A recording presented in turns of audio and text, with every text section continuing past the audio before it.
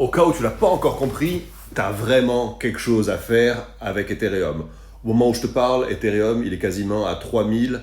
Il ira. Si, alors, je dis, si on n'a pas Trump qui détruit tout avec de nouveaux tarifs douaniers, si on n'a pas une nouvelle guerre qui éclate, ok, hein. S'il n'y a pas de catastrophe, tu sais que Ethereum, il ira à 4000. Pourquoi? Parce que Bitcoin, il bat ses ATH et Ethereum, il est juste à la traîne.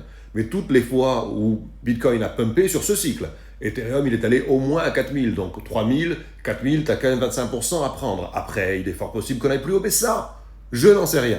Maintenant, regarde, ce que je vais te montrer ici, c'est que Ethereum, il était dans cette espèce de...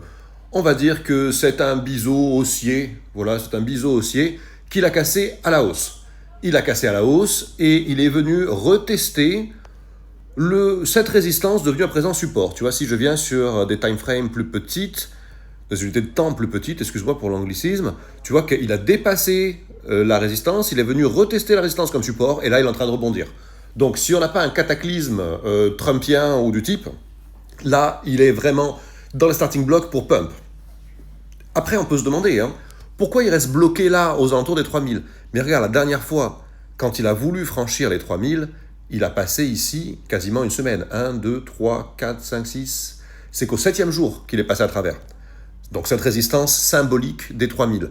Ici, si tu regardes maintenant, on a passé 4 jours en fait à jouer autour de la résistance des 3000. Donc tout va bien pour Ethereum. Si tu veux avoir ce genre d'infos, mais en permanence, de façon à avoir les bons signaux, eh bien, il faut que tu t'abonnes à cette chaîne.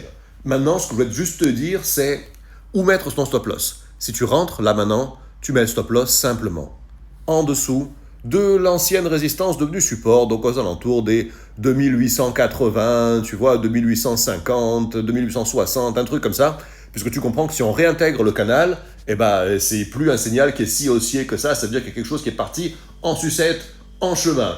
La Fuck Your Money te permet de vivre sur tes propres termes. Je te dis à la prochaine.